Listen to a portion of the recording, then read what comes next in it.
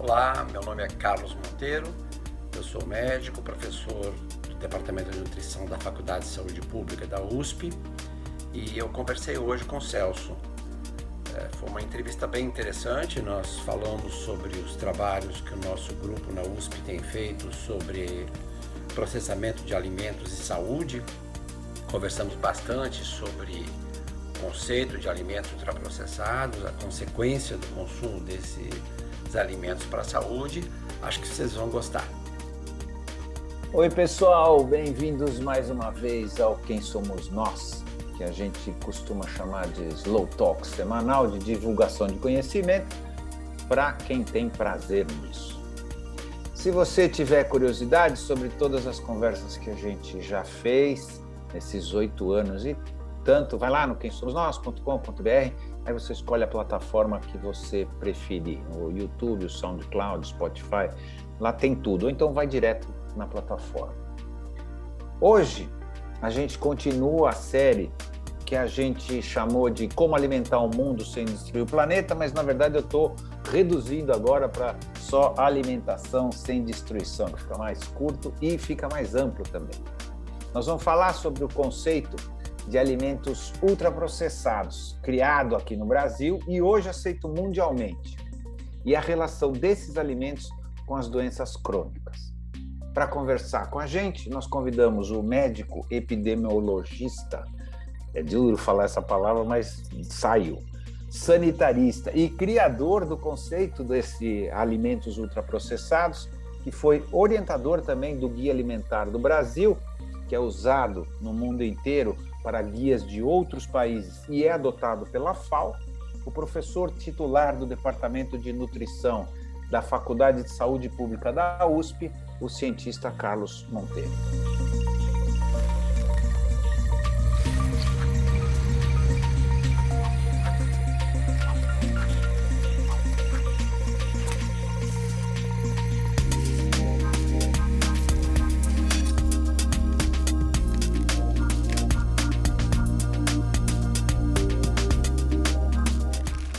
Quem é você?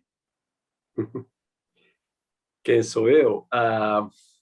Bom, começar pelo meu nome, né? Meu nome me chamo Carlos Augusto Monteiro, eu sou professor, sou médico, né, de formação, formado na USP, muito tempo atrás, e fiz uma carreira na Universidade de São Paulo, desde auxiliar de ensino até professor titular.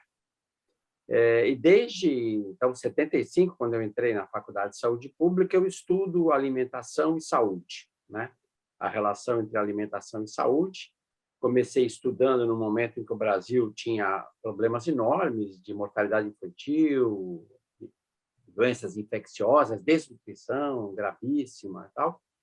E atravessei esse período todo de grandes mudanças, né? E com o início do aumento da obesidade, diabetes, doenças crônicas, mas sempre meu interesse foi esse, estudar como que a alimentação influencia a nossa saúde.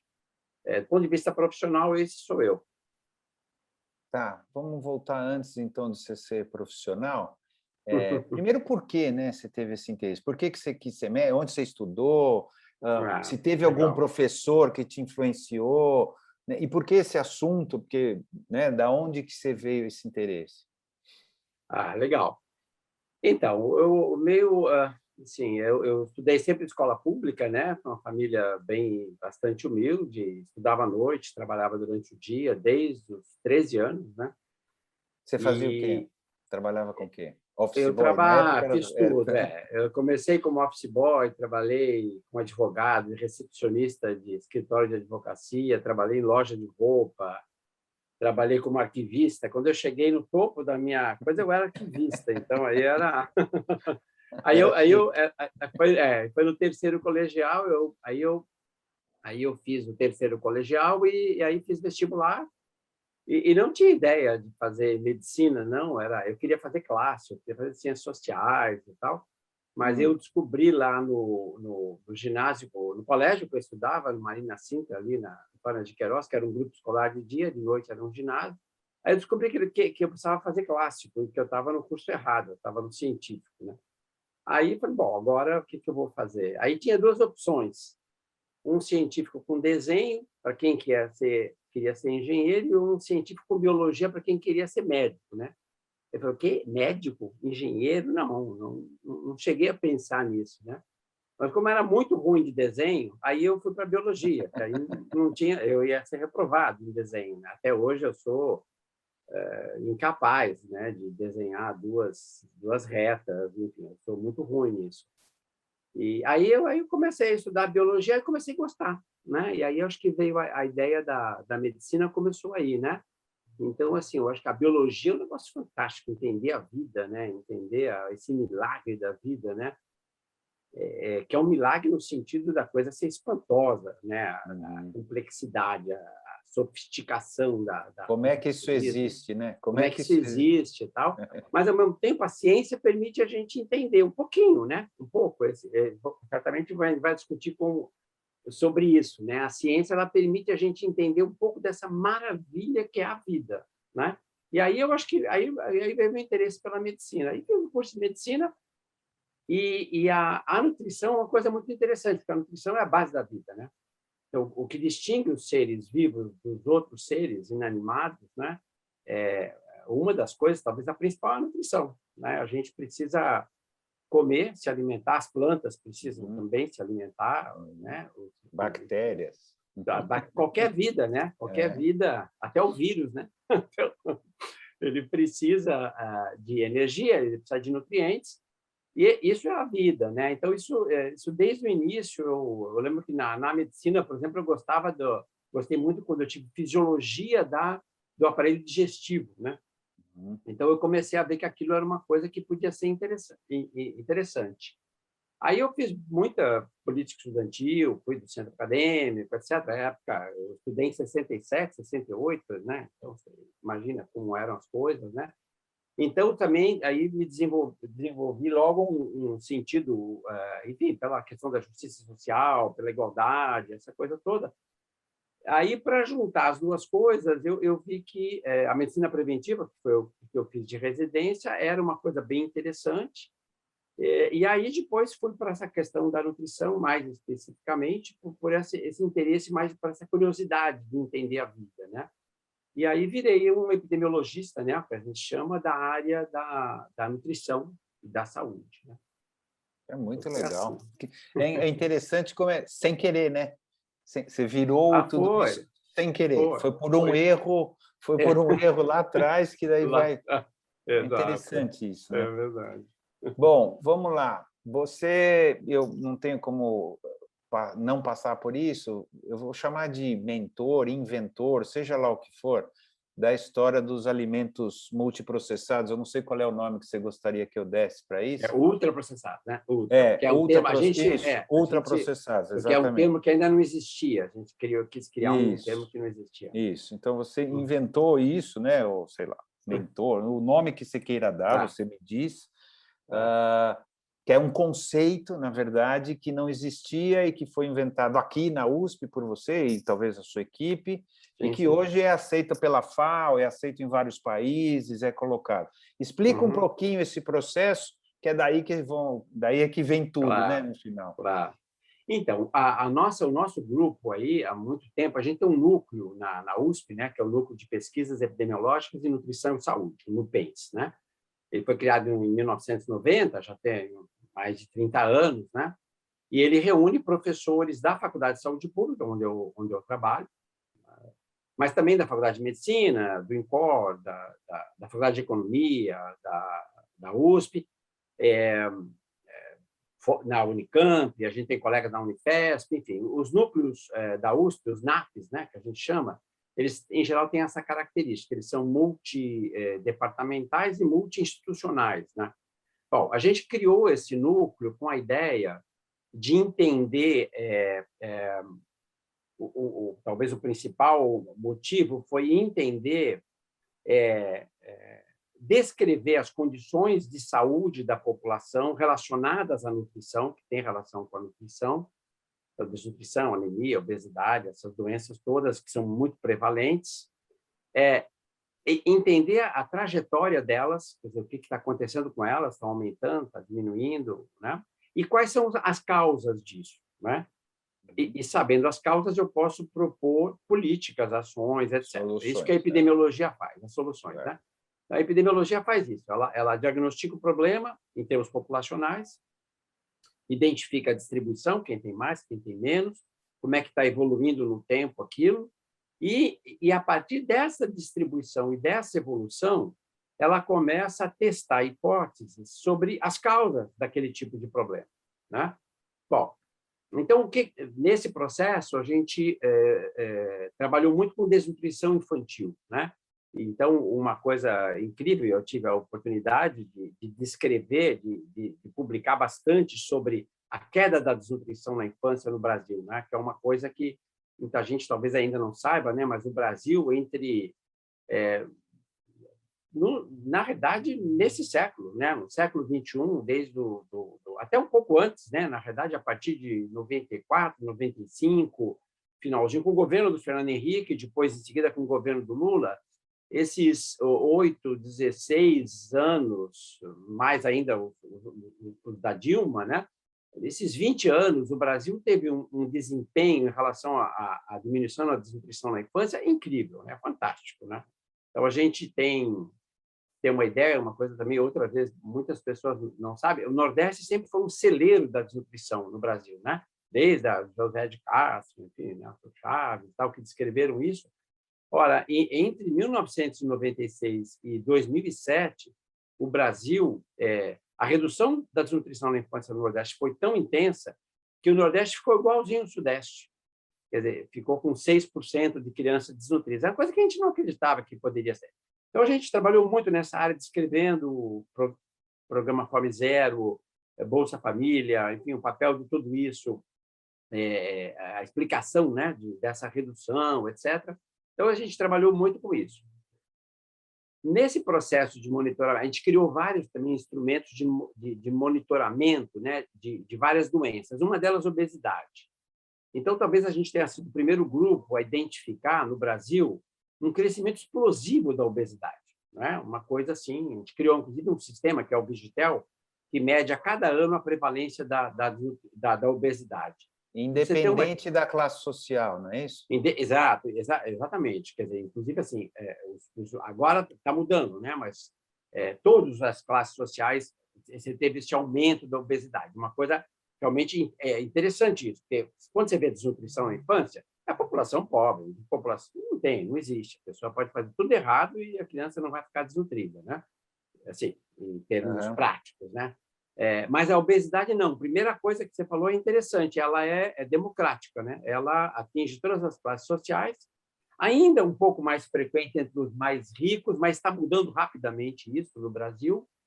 E aí esse aumento, por esse sistema digital, por exemplo, a gente identificou nos últimos 15 anos um aumento de quase 1 ponto percentual na prevalência de obesidade a cada ano no Brasil. A gente aumentou nos últimos 15, 20 anos. Uau. Isso significa 1 milhão de obesos a cada ano, novos obesos.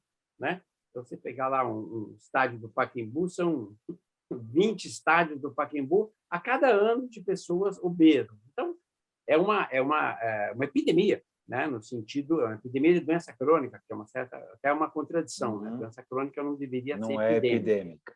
Né? Mas é um aumento tão maior do que enfim, o que poderia se esperar em outras condições, que a gente até põe uma epidemia aí entre aspas. É equivalente, né? Nos Estados Unidos? É equivalente ao tipo de... Exatamente, só que a gente está dissociado mais ou menos uns 15, 20 anos. Quer dizer, eles começam esse processo, não é muito tempo, não, eles começam esse processo nos anos 80, não é? E a gente começa esse processo, talvez, sobretudo nos anos 2000. Então, a gente está uns 20 anos assim, mas quando você coloca as duas curvas, é a mesma coisa. A gente está indo para onde eles estão. Hoje, no Brasil, em termos de população adulta, o último inquérito que a gente teve, que é de 2016, 2017, a gente tem mais de 20% da população obesa. Então, em cada 5 adultos, mais de um é obeso no Brasil. Nos Estados Unidos, 40%. Então, é quase metade da população. Mas se você coloca a tendência é a mesma. Bom, Então, diante disso, uma pergunta que surgiu para a gente foi: por que está acontecendo isso? Bom, alimentação é, obviamente, um candidato a explicar isso, né? E aí a gente... Disfunção hormonal, teria várias hipóteses, não é isso? Sim, mas o que eu preciso de uma coisa que estaria mudando com o tempo, né? Então, por exemplo, a genética, obviamente que a genética é um dos fatores mais importantes para a obesidade. Tem gente que nunca vai ser obesa, pode comer o que quiser, e ao contrário, tem algumas pessoas que podem tomar os maiores cuidados e a tendência à obesidade vai ser... Agora, a genética não muda, né? A genética, quer dizer, nós hoje somos os mesmos que nós éramos nos anos 80, 50, no século XIX. O Brasil nem tem muita migração, né? Assim, sobretudo nos últimos anos, a população é mais ou menos constante. Então, o genótipo da nossa população não mudou nos últimos 20, 30 anos, né? Então, a genética você já exclui. Essas disfunções hormonais ligadas às genéticas também eu acabo excluindo. Então, tem que ser algum fator no ambiente, alguma coisa que tenha modificado. Um candidato é a alimentação, que poderia ter se modificado. Então, nesse processo de descrever indicadores de saúde, de alimentação, nós fomos também o primeiro grupo, talvez, do Brasil, que tenha começado a descrever tendências de mudança na alimentação da população. De hábito de alimentação, é isso? Mas com inquéritos probabilísticos, né? Direitinho, quer dizer, como a epidemiologia manda. O Brasil tem uma sorte enorme, né? Sorte de ter o IBGE. O IBGE é uma estrutura que, assim, que você só encontra igual ao IBGE nos Estados Unidos, na França, na Alemanha. Você não encontra na América Latina, por exemplo, outra coisa nem próxima do IBGE. O IBGE é uma capacidade enorme, eles fazem inquéritos, enfim, as PNADs, as POCs, o censo demográfico e tal, com uma competência incrível, né? O vinha fazendo, pelo menos, até há pouco tempo. Então, nós temos uma parceria com o Ministério da Saúde, né, e com o IBGE para analisar esses inquéritos do IBGE. Então, nosso grupo é que faz análise técnica, os relatórios, as publicações e tal. O que nós notamos? Lá nos anos 90 ainda, a gente começou a comparar as pesquisas de orçamento familiar do IBGE, que era a única fonte naquele momento que a gente tinha, que é o que as pessoas compram. Não é nem o que elas comem, mas o que elas compram, de certa maneira. Normalmente, elas compram. Normalmente, tem um desperdício, etc. Mas e a vantagem é que são estudos absolutamente comparáveis, né? O IBGE é exemplar nisso. E o que a gente notou, né? E isso tem a ver um pouco com a coisa do pesquisador, né? O pesquisador tem que ser um cara curioso. Ele tem que olhar as coisas e sobretudo, identificar aqueles fatos que não são facilmente explicáveis, né? Então, a gente teve esse olhar sobre essa mudança na compra de alimentos pelos brasileiros, e a gente tem uma coisa que chamava muito a atenção entre 1987 e 1996, e depois nós repetimos em 2003, 2009, 2018, sempre, é que o brasileiro, cada vez as famílias compravam menos sal, açúcar e óleo. Manteiga, óleo, azeite, essas coisas, né? Óleos e gorduras. Então, a gente olhou aquilo, poxa, aumento da obesidade dessa maneira e as pessoas comendo menos açúcar, menos gordura, menos sal, né? Não faz sentido, teoricamente. Não faz sentido, né? E como eu tinha falado, o pesquisador ele fica muito contente quando ele acha uma coisa que não faz sentido, porque aí ele tem alguma coisa para trabalhar. Ele tem trabalho, né? Então, a gente olhou aquilo, primeiro falou o seguinte: bom, mas então vamos ver e o restante dos alimentos, como é que está indo? A gente viu arroz e feijão, que são... Isso aí, arroz e feijão é 15%, 20% das calorias que o brasileiro consome é arroz e feijão. Cada vez menos. Então, assim, não era só o óleo, o sal, o açúcar, mas também era o arroz e feijão. E a renda crescendo, né, teoricamente, nesse mesmo período. E a renda que poderia ser uma questão de renda, né? Então, mas aí, veja, nós temos já dois alimentos, dois grupos importantes, o que a gente chama de staple, né? Arroz e feijão caindo, gordura, óleo, açúcar, sal também caindo. E o que estava subindo? Aí a gente começou a ver o seguinte: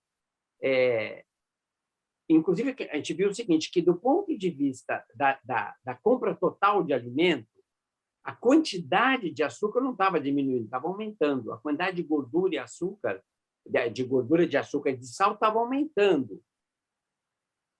A gordura, sal e açúcar nutriente, não o pacote de açúcar, o pacote de sal. Entendi. Então, aí a gente vê o seguinte, não é que o brasileiro está comendo menos açúcar, sal e gordura, é que esse açúcar, sal e gordura não está vindo do açúcar de mesa, do sal de mesa, do óleo de cozinhar. Está vindo de outros produtos, esses que estavam aumentando, que eram biscoito, pão de forma, salgadinhos, embutidos, né? Salsicha, essas coisas todas, macarrão instantâneo, sobremesas industrializadas, né? Essas coisas, enfim, que ficam lá na geladeira do supermercado, refrigerantes, né? Refrigerantes, bebidas adoçadas em geral, né? Tipo Nescau, tipo essas coisas, chocolatados, alguns Tang, essas coisas, esses refrescos, né? Então, ou seja, o brasileiro não estava comendo menos açúcar, sal e gordura, mas tinha mudado de onde eles estavam. Então, a primeira coisa que a gente fez é o seguinte, vamos dar um nome para esses produtos todos industrializados, para a gente começar. Então, no começo a classificação tinha 3 grupos só. Que era o alimento, os alimentos, arroz, feijão, carne, leite, essas coisas. O 2, que eram os ingredientes culinários, óleo, açúcar, vinagre, sal, etc. E terceiro era todo o resto, né? Que seriam os alimentos industriais, em que a indústria coloca o açúcar e o sal nos produtos, né? Então não é o consumidor que coloca, mas aí rapidamente a gente viu que esse era um grupo muito heterogêneo e a gente podia dividir esse grupo em 2, né? E um deles a gente chamou de processado, que é o pão, o queijo, as conservas, enfim, aquelas coisas que a gente... Macarrão até é grupo 1, porque não tem sal, não tem açúcar nem nada, né? Se ele tiver já sal e açúcar, já seria o grupo 3, processado. E o resto todo... Então, esse grupo 3 dos processados é fácil entender, é aquilo que a indústria faz, mas você podia fazer na sua casa, na cozinha. Você pode fazer um pão, um queijo. Por quê? Porque você tem lá o leite, o coalho, o sal, o açúcar, né? Você consegue fazer na sua casa. O ultraprocessado, que é o 4º grupo, é aquele grupo que você não consegue fazer na sua cozinha. Por quê? Porque ele tem aditivos e substâncias químicas, açúcares modificados, proteínas modificadas, aminoácidos, uma série de ingredientes que só a indústria tem acesso, que são, em geral, ingredientes de muito baixo custo, né? E que juntos acabam fazendo, quando somados aos aditivos, aos corantes, aromatizantes, etc., eles fazem esse grupo que a gente passou a chamar de ultraprocessado. E por que ultraprocessado? Porque, na realidade, ele envolve várias etapas e várias indústrias. Então, a gente tem que entender o ultraprocessado como alguma coisa que resulta da destruição do alimento. Então, porque, veja, mesmo os alimentos ultraprocessados, eles vêm de alimentos in natura, quer dizer, a gente só tem alimentos que têm origem na natureza. Até agora, a gente ainda não inventou alimentos que não sejam, que têm origem na terra, na fotossíntese dos vegetais, quer dizer, isso origina as plantas todas, as sementes, as frutas, né? Os tubérculos. A gente dá uma parte dessas coisas para os animais, que daí vão também produzir leite, carne, ovos, etc. Então, a origem é sempre dos alimentos. E a do ultraprocessado também, só que a diferença é que, quando você faz um pão, você faz um queijo, você não destrói nada, você vai só juntando as coisas. O ultraprocessamento consiste na destruição do alimento em partes, proteína de um lado, carboidrato do outro, quimicamente falando, né? Quimicamente, não destruição física, né? Eu só estou realçando para as pessoas, porque a farinha é uma destruição, só que é física. Exato. Então, exatamente. Essa é uma destruição química. Exato. Você decompõe, então, esses alimentos nas suas partes mais primárias, vamos dizer assim, né? Aminoácidos, proteínas, ácidos graxos.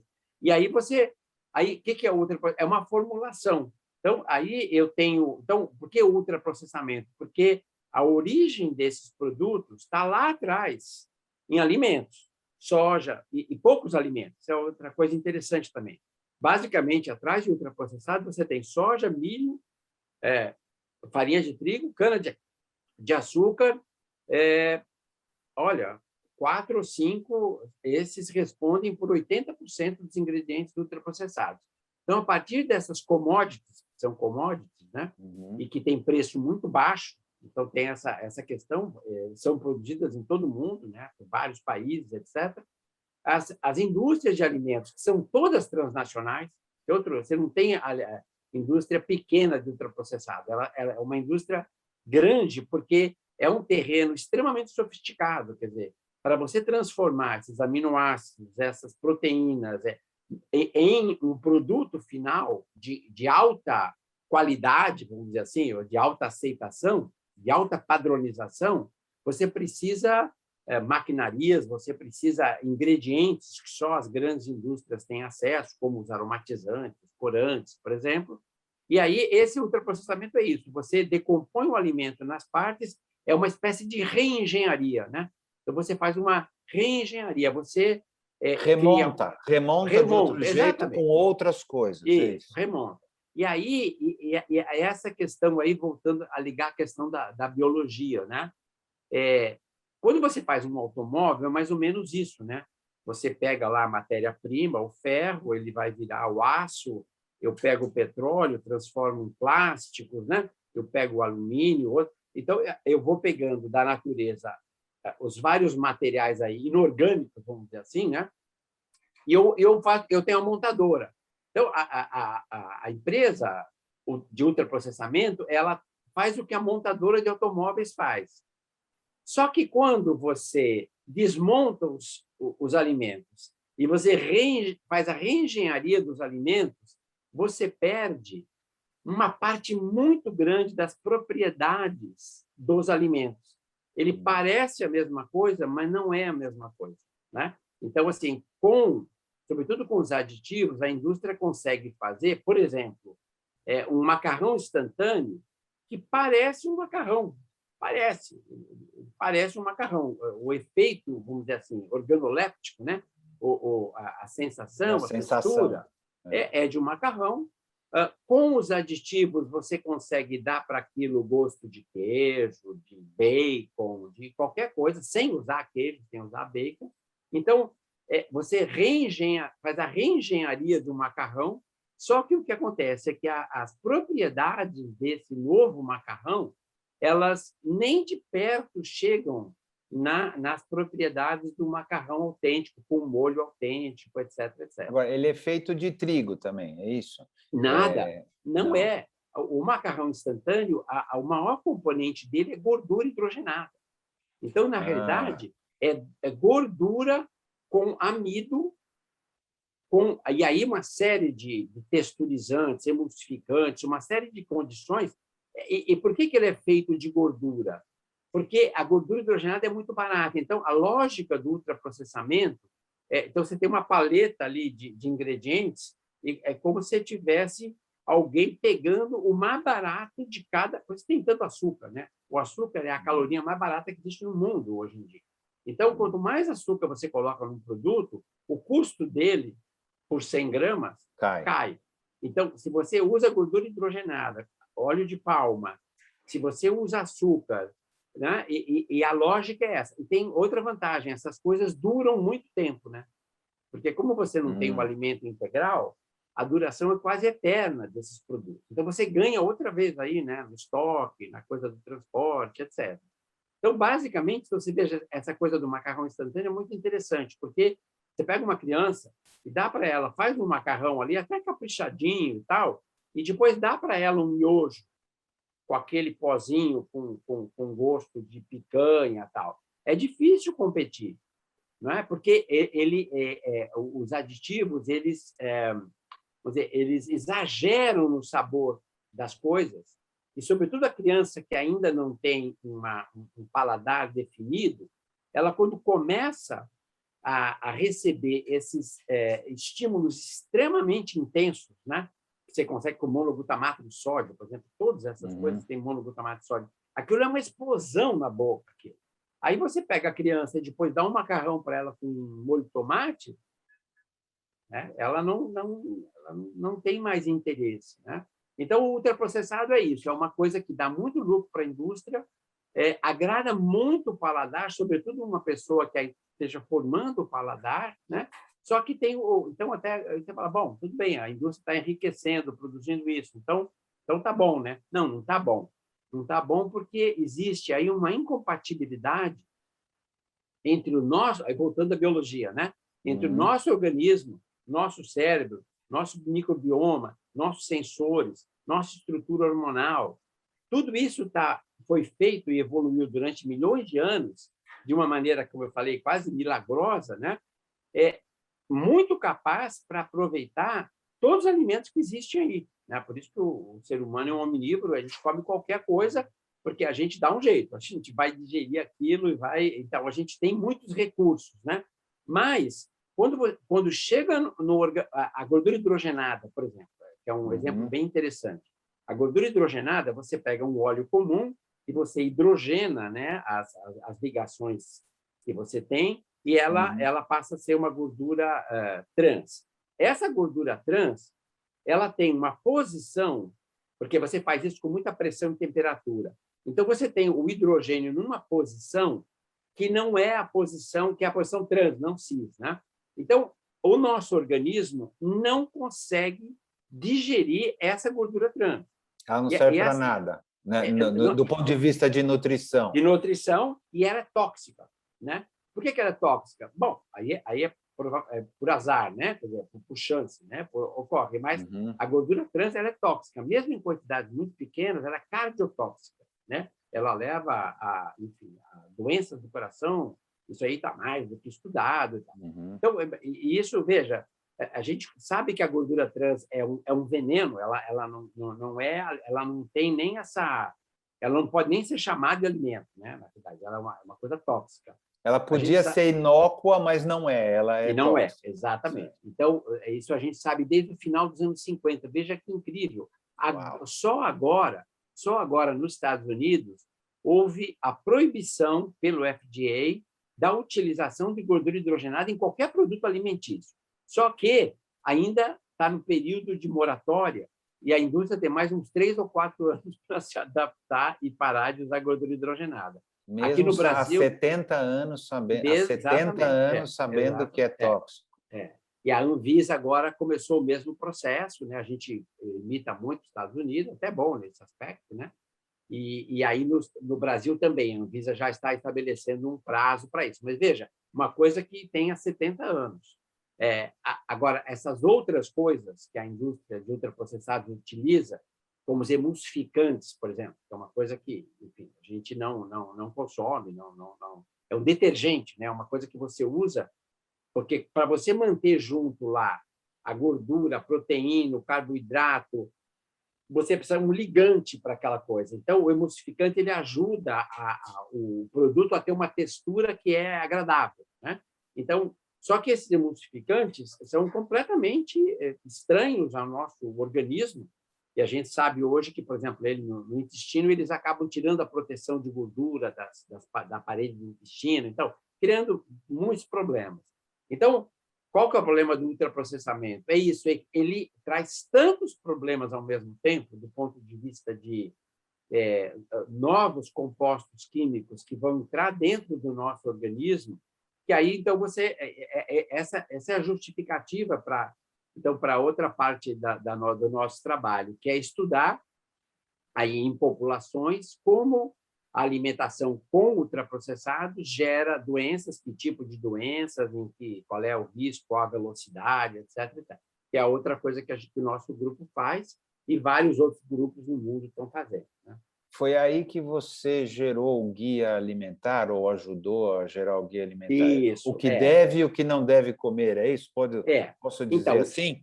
Em 2009, a gente fez a primeira proposta, um primeiro comentário para, assim, propondo que a classificação, bem embrionária, em 2009, né?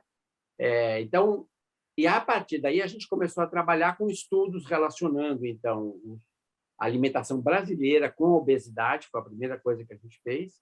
Então, a gente publicou o primeiro artigo mostrando que as pessoas que consumiam alimentos ultraprocessados tinham mais obesidade. E aí, em vários lugares do mundo, essa coisa começou, né? Demora um pouco isso até ter os estudos, mas, então, em 2014, em 2004, 2012, a gente começou, o Ministério da Saúde nos convidou, já sabendo desses estudos, dessa classificação e tal, bom, por que vocês não pegam essa classificação e tentam, vamos dizer, utilizá-la no sentido de escrever um guia para a população como se alimentar de maneira saudável, né? Então, a classificação nova, na verdade, o quarto grupo é ultraprocessado, mas tem os outros 3 grupos, né, de alimentos, ingredientes, processados e ultraprocessados. Então, a gente realmente fez um guia alimentar em que tem como base essa classificação, né? Então, com mensagens muito diferentes dos guias alimentares que a gente tinha até o momento, né? Então, os guias alimentares, tradicionalmente, eram quase que livros, textos de nutrição adaptados para a população, né? Então, assim, as orientações eram assim, evite consumir muito sódio, evite consumir gordura saturada, gordura trans, aumente o consumo de fibras e proteínas, né? E o resultado é que a maioria das pessoas não entendia nada e continuava a mesma coisa, né? Então, a gente eliminou essa questão dos nutrientes do guia alimentar e passou a recomendar para as pessoas mensagens do tipo assim, a base da sua alimentação tem que ser alimentos, a maioria tem que ser de origem vegetal, então um pouquinho de carne, leite, ovos, tudo bem, mas você não precisa muito disso. Na parte de origem vegetal, diversidade, né? Pega um cereal, pega uma leguminosa, pega uma fruta, tenta misturar isso tudo, né? Quando você for cozinhar essas coisas, use quantidades pequenas de sal, óleo, açúcar, eventualmente, uma sobremesa, mas sempre quantidades pequenas. Alimentos processados, tipo queijo, pães, etc. Tudo bem se for junto com a alimentação, no almoço, no jantar, se você não pode ser a base da alimentação, mas pode entrar na alimentação como complemento. Como complemento, e evite ultraprocessado. Então, são 4 regras, 4 recomendações, né? E que as pessoas têm muita facilidade de entender. Tem outras coisas também, mas isso talvez é outra questão, que é a dimensão cultural, né? A alimentação deve te dar prazer, você deve procurar comer em companhia, você deve valorizar a alimentação da sua cultura, etc. Você deve procurar saber de onde vem seu alimento. Então, tinha outras questões que também a gente encontra em outros guias, né? Então, isso, em 2014, o Guia Alimentar Brasileiro inovou tremendamente em relação a guias alimentares. Hoje em dia, a gente tem Uruguai, Peru, Equador, aqui na América Latina, tem França, Bélgica e Israel, com guias alimentares muito parecidos com o do Brasil, né? A gente ficou super contente com isso. Então, a gente deu uma parada, né? Ou pegou um atalho, né? Que a gente não estava acostumado a fazer, de tentar transformar essas evidências, esses conhecimentos em orientações para a população.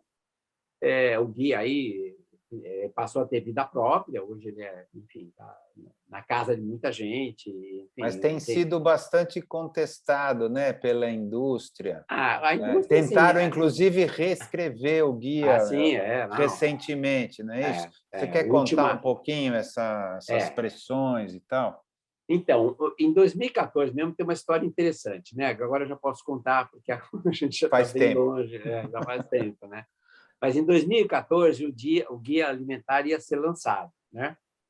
E aí a gente tinha até combinado a gente ia no mercado lá em Brasília com todo o grupo do Ministério da Saúde, o nosso núcleo, compramos passagem, etc. Que a gente ia fazer um jantar, as meninas iam cozinhar lá do Ministério para a gente, um jantar e tal, no mercado e tal. E aí, no dia anterior, eles me ligam do Ministério e falam o seguinte: olha, foi cancelado o lançamento do guia. Então, aí, cancela as passagens, etc. e tal. E, bom, aí eu vinha saber, o Padilha era o ministro da Saúde, né, na época. E o que aconteceu?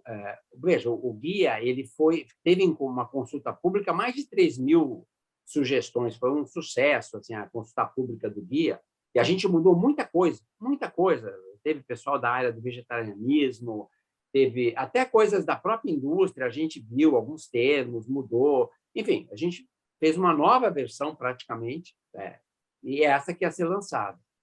Aí, o que a ABIA faz, que é a Associação Brasileira de Indústria de Alimentos? Que brasileiro não tem nada, né? É a Associação da Indústria dos Ultraprocessados, né? Então, o presidente da associação pediu uma audiência com o ministro, com o Padilha, e falou assim, isso aqui é inaceitável, isso aqui não pode... E é o argumento que eles usam, que não tem ciência. Eu acho engraçado, eu falo sempre que eu discuto com eles, né? Peraí, quem é o cientista aqui? Você ou somos eu, nós, né? Você é o vendedor, né? Você é o vendedor, né? Quer dizer, você tem critérios para saber se tem ciência, tem publicação científica, etc. Né? Então, mas, enfim. Então você, porque não tem a ciência, etc., que não está adequado isso. Bom, e aí o Padilha, que estava a par, quer dizer, foi mantido a par o tempo todo, mas claro que o ministro não tem condição de ficar analisando todas as coisas. No detalhe. Né? Aí o Padilha chamou a coordenadora da SEGAN, né, que é a que cuida da alimentação e nutrição, e falou, como é que eu faço aqui? E estava todo o primeiro escalão, todos os secretários, o ministro e tal, e aí ele falou, olha, não aceitam o guia e tal, eu acho melhor a gente, vamos parar isso, vamos fazer vamos revisar, vamos olhar e tal. Aí a coordenadora falou, olha, ministro, esse processo tem mais de 2 anos. A gente fez várias oficinas, fez uma consulta pública, tal. Não dá mais para discutir, já foi vencida essa parte, né?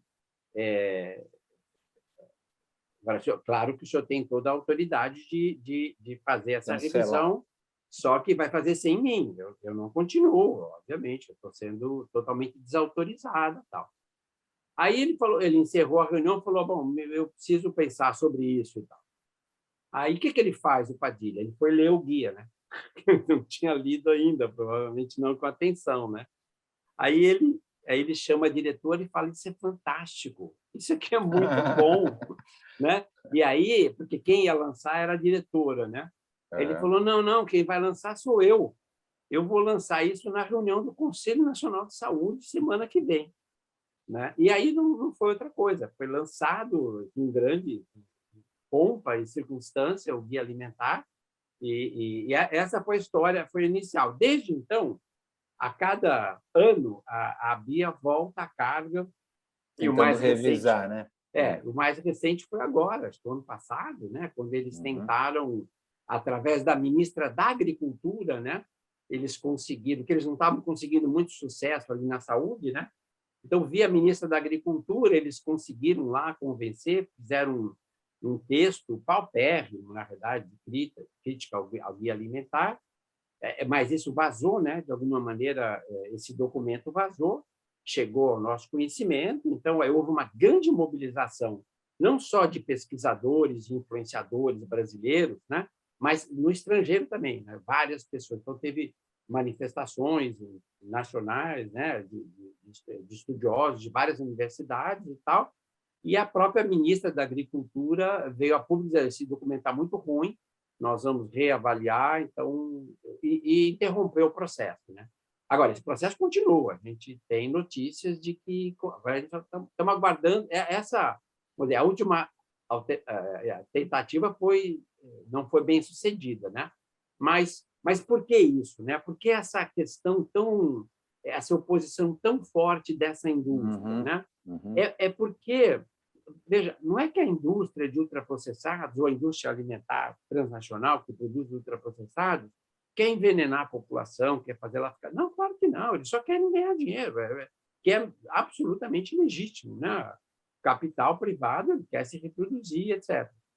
Agora, a indústria percebeu que, para ela, a margem de lucro que ela tem com o ultraprocessado não tem igual. Ela não consegue manter a mesma margem que ela tem, não é? tanto que a indústria alimentícia é uma das mais lucrativas na economia mundial, né? Se ela abrir mão dos aditivos, se ela abrir mão, se ela começar a usar alimento integral, se ela passar a fazer processados. Então, assim, quando você faz um queijo, por exemplo, faz um queijo, aí é muita qualidade, né? Você tem a questão de ter um queijo melhor, ou, enfim, aí você pode cobrar um pouco mais, mas essa qualidade, às vezes, até vem da elaboração artesanal, da elaboração em menos quantidade, etc. Então, assim, é muito difícil. Então, você pega, por exemplo, você pega esses queijos, esses craft, esse negócio de passar no pão, que não devia chamar queijo, né, na verdade. Então, o custo de produção dele é baixíssimo. Você consegue padronizar ele inteiramente e com os aromatizantes, os corantes, eles ficam gostosos, vai. As pessoas gostam, né? E, sobretudo, se você não tiver um paladar mais afinado, né, você vai acabar... E aquilo pode custar para você metade do preço, e mesmo custando metade do preço, a indústria ganha 3, 4 vezes mais do que se ela estivesse vendendo o queijo normal. Então, o conceito de ultraprocessado, ele checa, vamos dizer assim, a lucratividade desse setor. Então, mas ele, ao mesmo tempo, ele carrega um peso financeiro, já que a gente está falando de grana, no sistema de saúde, né, do país. Claro, exatamente. Então, a gente está transferindo dinheiro do país para as empresas, é isso? Porque no final exatamente, inclusive hoje tomara que agora esse summit que vai ter dos sistemas alimentares, né, da ONU, que vai ser em setembro, teve o pré-summit agora, parece que um dos temas que vai ser discutido é esse, o custo real do alimento. Porque nesse custo real, se você colocar o impacto na saúde que você tem e a indústria tiver que pagar por esse custo, ela já não vai conseguir ter lucro, né? Ou pelo menos não vai ter o mesmo lucro. Então, a indústria ela foge como o diabo da cruz em relação à regulação, a esse raciocínio. Fala, não, isso aí é outra coisa. Mas é isso. Então, vamos dizer assim, essa resistência que a indústria tem, porque essa resistência, essa briga da BIA aqui, não é a briga da BIA brasileira. Claro. Esses CEOs dessas empresas, eles atendem à pressão das matrizes, porque o Brasil começou com o guia alimentar, mas você tem outras coisas, por exemplo, o México, o Chile agora criaram impostos sobre os ultraprocessados, rotulagem nutricional de advertência, etc. Então, essas coisas, eles querem abolir na origem, né? Então, olha, para de ter novidades aí do Brasil, né? E aí, vira e mexe, esses grupos vão pressionando o governo brasileiro em função disso, por essa pressão, inclusive, externa. Eu não sei se a comparação é um pouco exagerada, mas você acha que tem um pouco a ver com a comparação com o fumo, com a indústria do fumo? Me passou assim, não sei se eu estou exagerando. Total. Mas... você pegou assim na veia, né? Porque na veia mesmo, né? Porque a questão é o seguinte, esse é um outro lado que a gente não tinha comentado, que é o seguinte, e agora isso tem várias publicações sobre isso, é um assunto quentíssimo nessa área de pesquisa na área de alimentos, que é a questão da habituação ou do vício associado à alimentação. Então, claro que o alimento em si, não tem alimento viciante, alimento de verdade, né? Você não fica viciado em laranja ou viciado, não tem, né? Na história, você pode gostar muito de uma coisa. E culturalmente, você pode ser induzido a gostar mais porque a sua família come mais. Eu sou de origem italiana, exato, eu adoro massa, lasanha, agora, etc. Mas é interessante... a gente tem uma coisa interessante através da beleza da biologia, né? No nosso processo de evolução, o homem, diferente de outros animais, ele é omnívoro, assim, ele não é seletivo, ele come um monte de coisa. E essa foi uma vantagem seletiva muito importante que a gente teve. Então, se você pegar uma coisa que você gosta muito, camarão, por exemplo, eu gosto muito de camarão. Eu fui até agora aqui, essa situação, eu comi, a gente comprou, enfim, depois vieram uns amigos, a gente comprou outra vez, um outro. Aí, no terceiro dia, tinha camarão, eu queria qualquer coisa, mas menos camarão. Entendeu? Então, agora, com o alimento ultraprocessado não acontece isso, por quê? Porque na formulação dele, porque ele é basicamente uma coisa manipulada, uma coisa formulada, né? Nessa formulação dele, tem alguém que fala isso, né? Que o alimento ultraprocessado, enquanto o alimento, a comida normal é feita por um cozinheiro, né? O alimento ultraprocessado é feito por um engenheiro e um psicólogo. Quer dizer, o psicólogo que faz as provas sensoriais, né? Isso aqui tá bom, agora um pouquinho mais, dá prazer, né? O que você sentiu, etc. Então, você tem essas bancadas, esses produtos são feitos em bancadas, onde você vai, por exemplo, pegando açúcar, você põe 10%, aí você põe 11, 12, 13, tal, até que você chega um ponto e o cara fala, agora ficou enjoado. Aí você parou um abaixo daquele. Aí você tenta, eu vou colocar um pouco de sal, e aí eu consigo colocar mais açúcar, porque aí você continua aceitando. Então, essa mistura, por exemplo, gordura e açúcar, é uma coisa que ela é fatal do ponto de vista. Veja, nos alimentos, na natureza, você não tem gordura e açúcar junto, né? O que tem gordura não tem açúcar, o que tem açúcar já não tem gordura, né?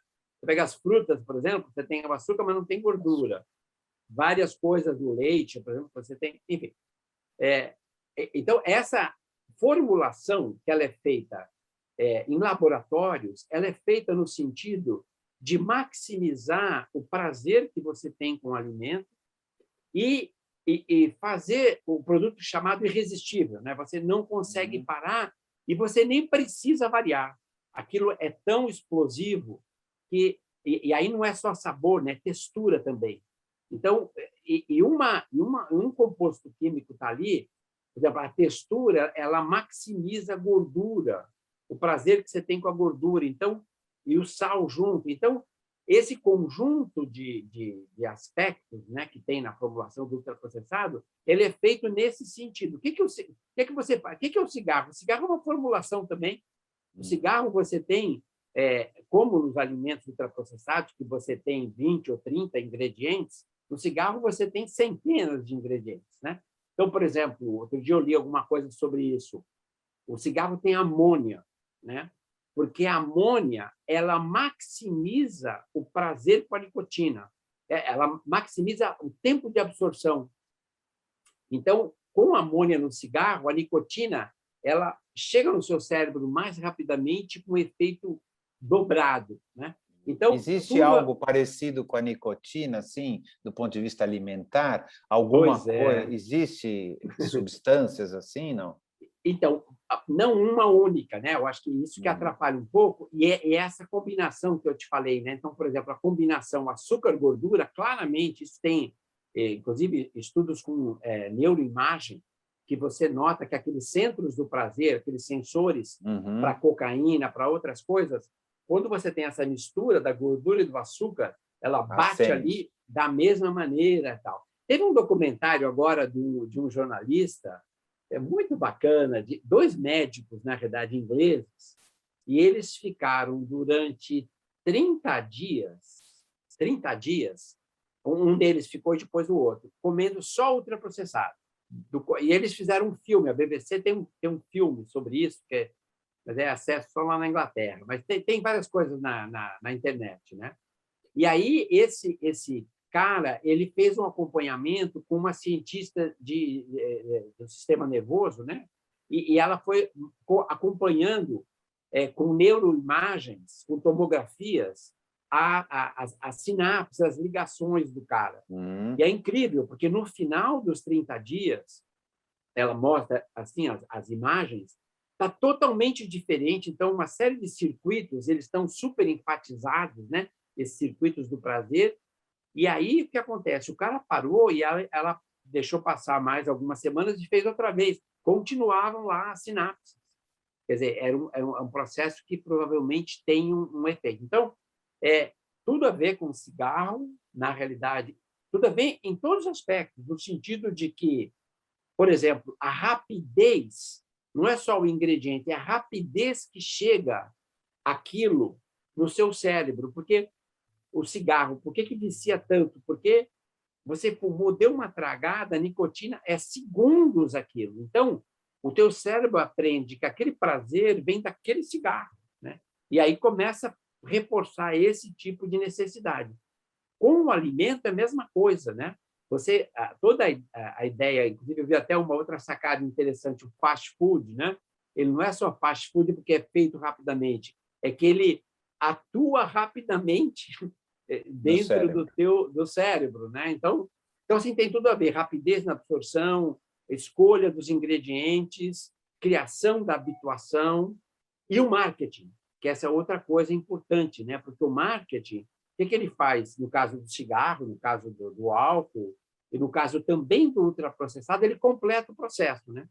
Porque a pessoa não só tem aquela sensação extremamente prazerosa, como o marketing amplifica, fala, olha, você realmente, isso é muito bom, e, enfim, e aí tem toda a sofisticação do No marketing. caso Então, do assim, tudo a cigarro, ele ver. foi proibido, tá certo? Essa parte da comunicação, né? Foi Isso. proibida. No caso do álcool, não, né? E no caso do ultraprocessados, também não.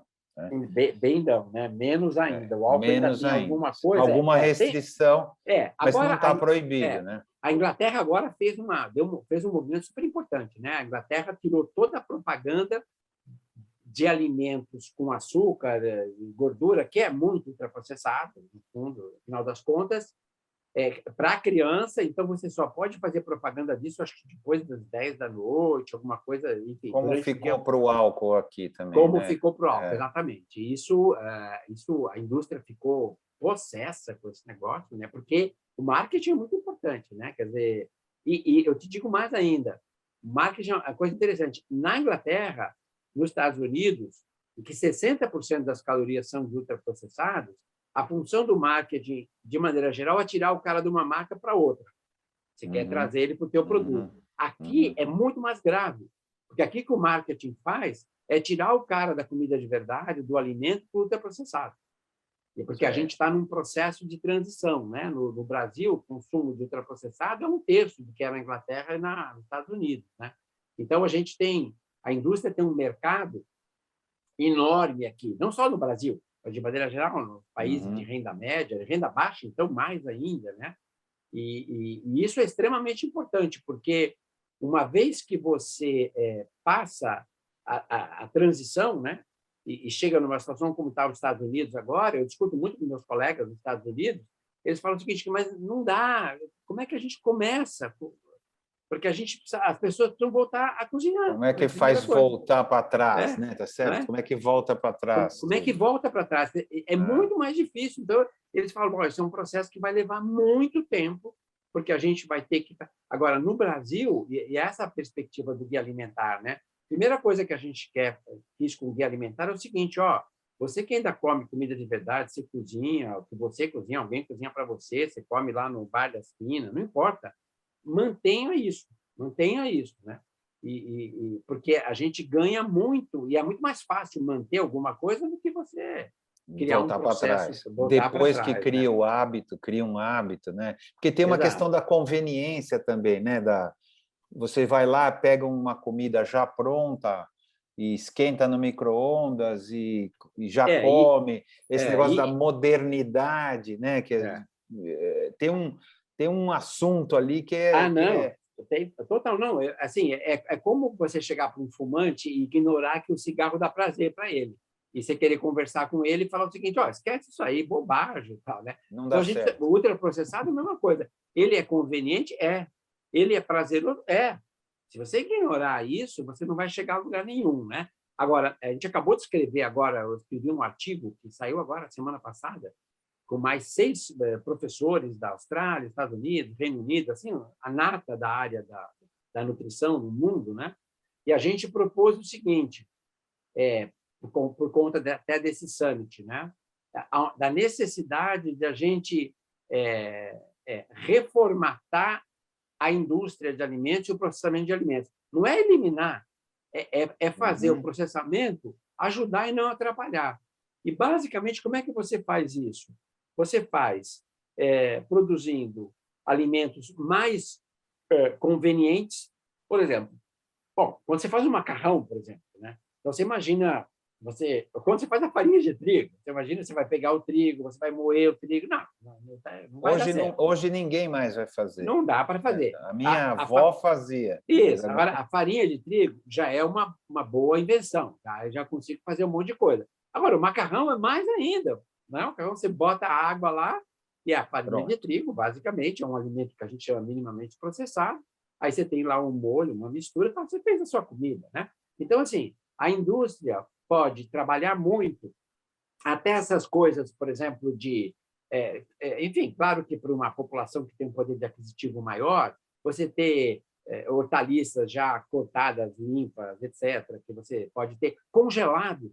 Congelado é uma maravilha. Quer dizer, essas polpas de fruta, por exemplo, congeladas, é super interessante do ponto de vista de experimentar coisas que você não teria no mercado, etc.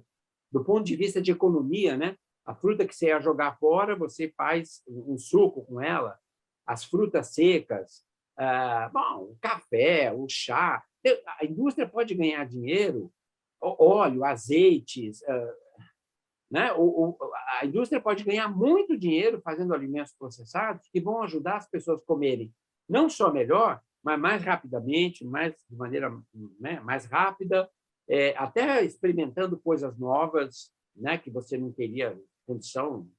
Um negócio congelado, você consegue experimentar uma verdura que você não teria de outra maneira, não teria acesso. Então, ou seja, não é que a indústria, a gente pode pensar um mundo hoje sem indústria. É impossível. Nenhuma condição. Claro. Agora, qual que é o problema? É que por que essa multinacional ela não quer fazer essa migração?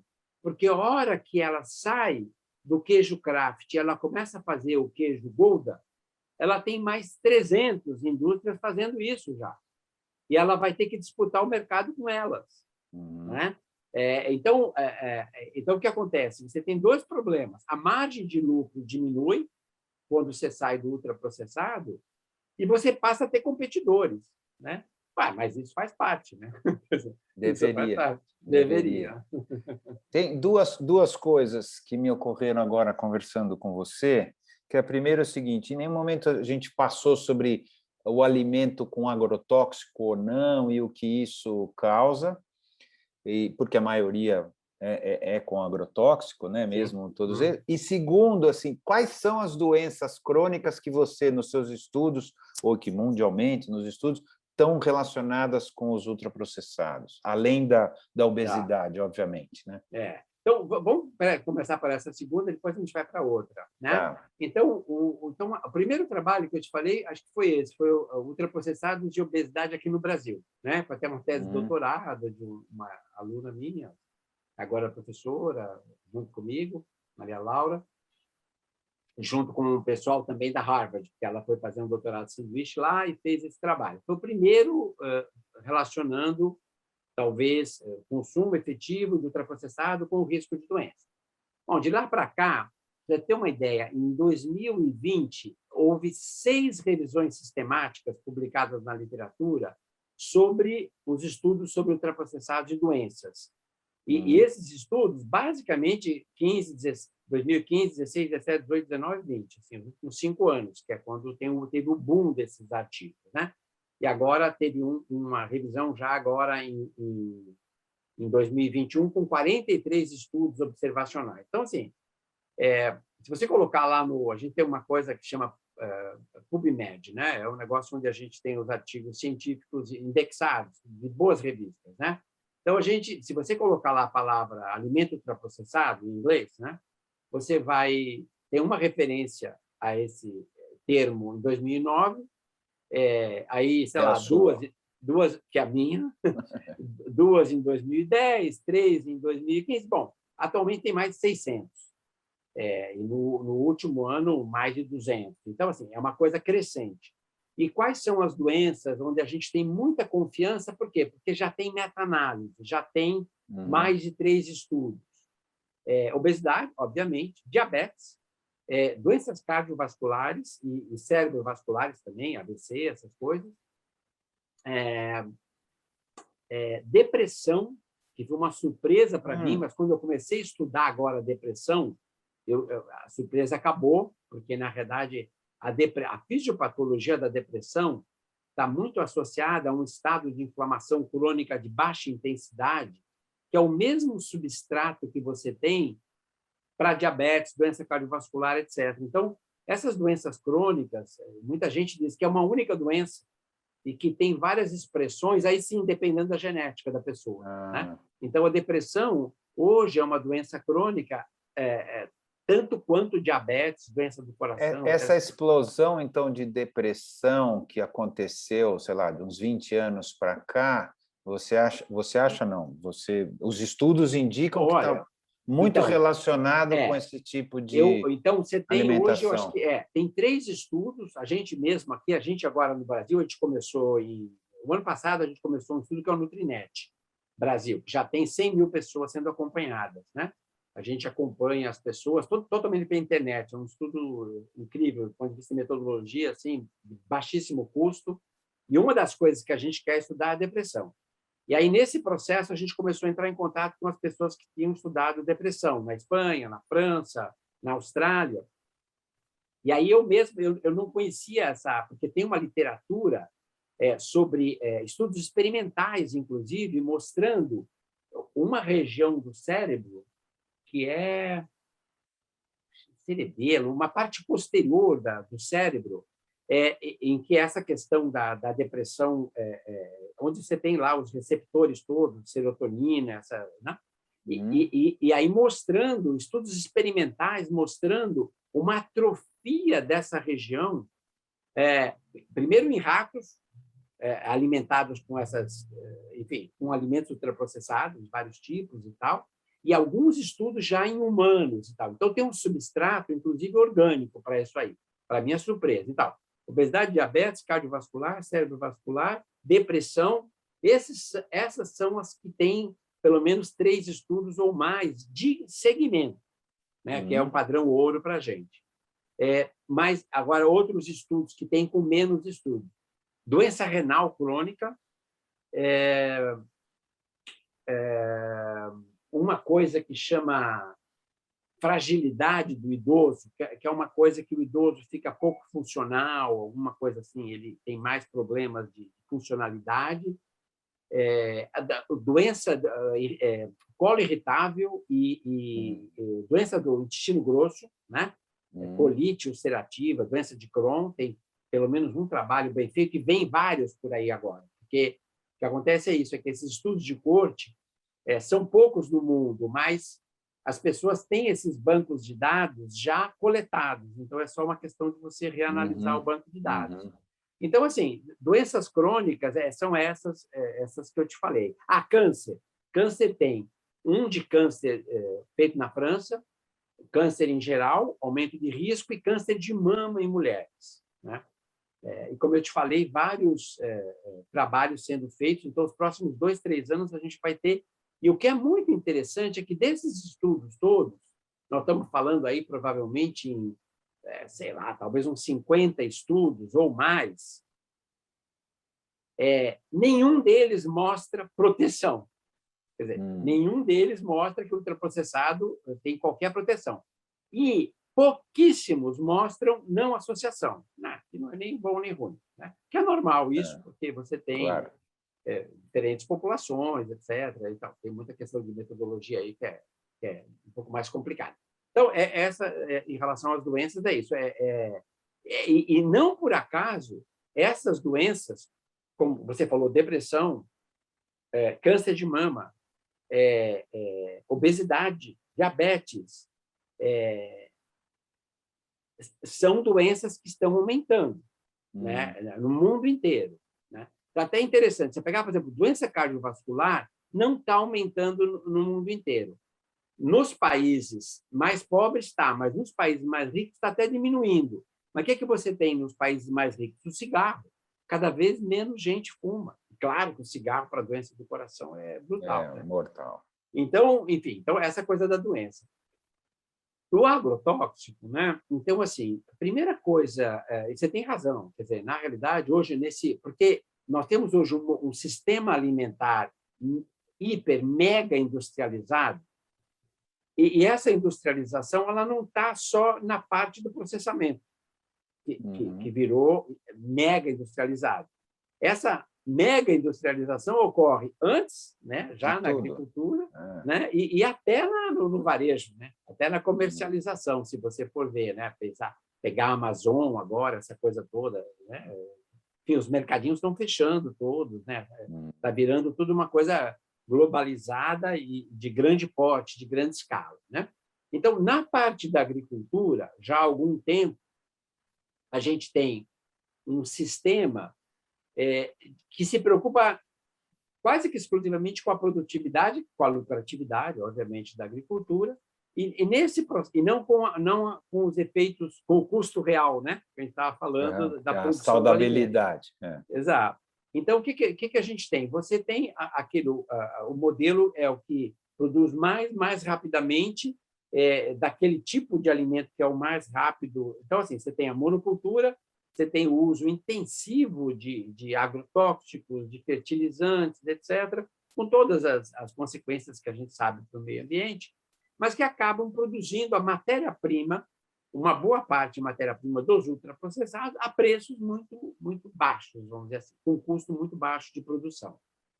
Essa questão dos agrotóxicos, ela está presente tanto nos alimentos, no que a gente chama do grupo 1, né, no tomate, no morango, enfim, na cenoura, quanto no ultraprocessado. Quanto no ultraprocessado, porque, e agora o IDEC fez recentemente um trabalho junto com o laboratório, eles dosaram mesmo. Então, o glifosato, por exemplo, você encontra nos biscoitos, nos salgadinhos, você encontra praticamente em tudo que usa soja, em tudo que usa milho, né? Então, o que a gente costuma dizer é o seguinte: olha, agrotóxico é um grande problema. Agora, não é fugindo dos alimentos in natura que você vai se livrar dos agrotóxicos. Então, você teria que fazer dar preferência, como guia alimentar a gente fala, que a gente no guia alimentar a gente não teve muita pressão do pessoal da linha de orgânicos para a gente avançar mais no sentido de colocar, porque a gente fala assim, ultraprocessado é para evitar.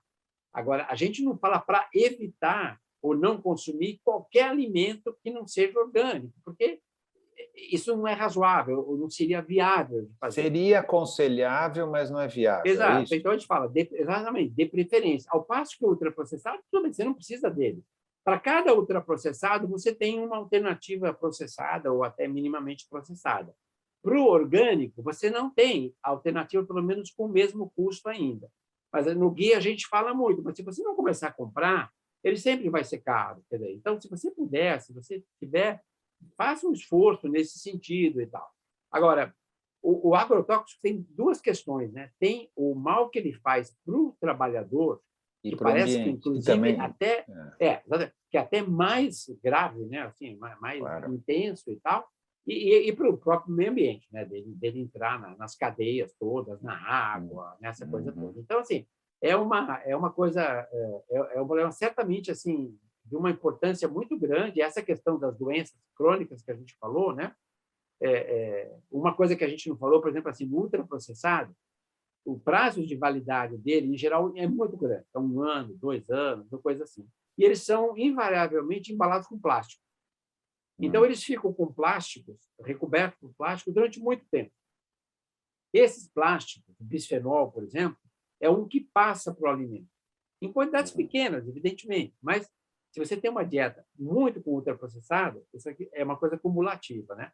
Então, aí você começa a ver justamente isso, quer dizer, a agressão ao nosso corpo, ela vem de várias fontes, né?